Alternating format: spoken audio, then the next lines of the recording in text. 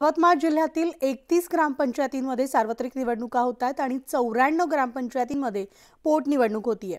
281 जागांसाठी 365 उमेदवार रिंगणात आहेत आणि ही निवडणूक राजकीय पुढाऱ्यांच्या दृष्टीने प्रतिष्ठेची ठरली आहे। तर भाजपचे मदन येरवार, शिवसेनेचे संजय राठोड, भाजपचे आमदार डॉक्टर अशोक उईक या नेत्यांच्या दृष्टीने ही निवडणूक प्रतिष्ठेची ठरली आहे।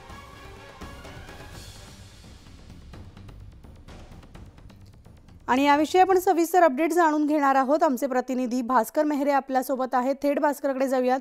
31 ग्रामपंचायतींमध्ये यवतमाळ जिल्ह्यात भास्कर सार्वत्रिक निवडणुका पार पडतात आणि यामध्ये विशेषतः सगळ्या नेत्यांची प्रतिष्ठा पणाला लागलेली आहे। भाजपचे मदन येरवार असतील, शिवसेनेचे राठोड असतील आणि भाजपचे आमदार डॉक्टर अशोक उईक असतील, या सगळ्याच नेत्यांच्या दृष्टीने ही निवडणूक जी आहे अतिशय महत्त्वाची ठरतीये। काय सविस्तर अपडेट्स?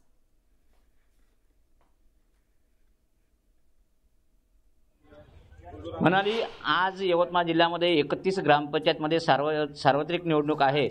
तर 92 ठिकाणी या सार्वत्रिक निवडणूक आहे, पोटनिवडणूक होत आहे। आणि ही जी ग्रामपंचायतची निवडणूक आहे, ही ग्रामपंचायतीची निवडणूक राजकीय जे पुढाऱ्यांच्या दृष्टीने अतिशय महत्त्वाची आहे। आज सकाळी 7:30 वाजतापासून या ठिकाणी मतदानाला सुरुवात झालेली आहे। आणि मी ज्या ठिकाणी सध्या आहे, दिगोरी नावाचं हे गाव आहे। या गावामध्ये स्वातंत्र्यानंतर पहिल्यांदाच निवडणूक होत आहे आणि त्यामुळे इथली जी उत्सुकता ते शिगेला पोहोचलेली आहे। सकाळपासून या ठिकाणी प्रचंड प्रमाणात मतदारांनी गर्दी केलेली आहे आणि विशेष म्हणजे महिलांचा जो पुढाकार आहे तो सुद्धा इथे मोठ्या प्रमाणात दिसून येत आहे। एकंदरीत ही जी निवडणूक आहे, ही राजकीय पुढारी जे आहे, म्हणजे मग भाजपचे असो, काँग्रेसचे असो किंवा शिवसेनेचे असो, या सगळ्या नेत्यांच्या दृष्टीने महत्त्वाची ठरते आहे। प्रत्येकाने ही निवडणूक प्रतिष्ठेची केलेली आहे आणि आपलंच पॅनल निवडून यायला पाहिजे या दृष्टीने हे सगळे जे नेते आहे हे या ठिकाणी आपल्याला प्रयत्न करताना दिसत आहे। मात्र इथल्या स्थानिक ज्या समस्या आहे, या समस्याच्या संदर्भात ज्यावेळेस आम्ही इथल्या काही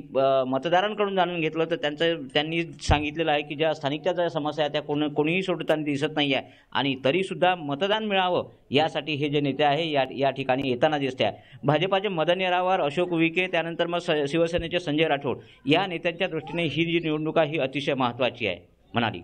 निश्चितच, आणि त्यामुळे तिकडच्या सगळ्या अपडेट्स भास्कर तुमच्याकडनं जाणून घेत राहू। तुर्तास धन्यवाद।